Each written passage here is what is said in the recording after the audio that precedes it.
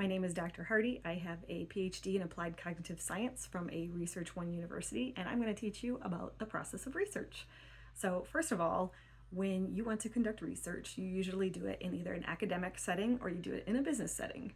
I'm going to talk about it from an academic perspective first because that is the one that I am the most familiar with, but I will also touch a little bit on business side of it as well.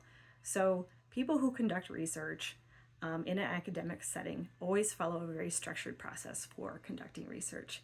And the first step is always that you come up with an idea. And usually you get into a field because it's something that you're interested in, so you already have ideas, things that you would like to learn about.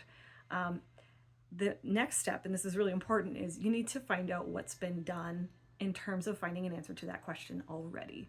Maybe somebody's done the exact research that you're thinking of. So what you do is you go out and look at all of the different peer-reviewed journals that are in your field and see what research has been conducted. So usually you find people who are absolutely like the top person in that field. You want to be familiar with their research, understand what they've done, what they've conducted, what they've learned, and find out if there's any gaps in that research that could be addressed through your own research. So basically, you just building up the context around the research question that you have. And there are hundreds and hundreds of academic journals. And usually when you're at a university, the university pays to have access to those journals. For individuals, it's a little bit more challenging because a lot of research is behind a paywall. And most people don't want to pay $35 or $70 to access one journal article. So I've had the good fortune to be in school just abso-freaking-lutely forever.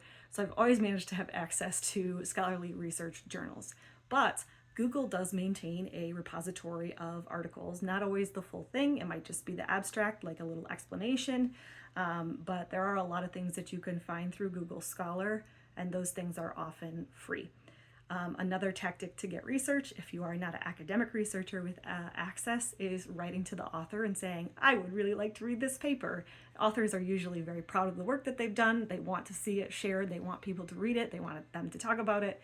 They can send you a journal article if you request it, especially if you're very polite. So we've formed our question. We've done our research to see what else has been done in the field so we can contextualize it. And the next thing that we're going to do is we're going to write our research question.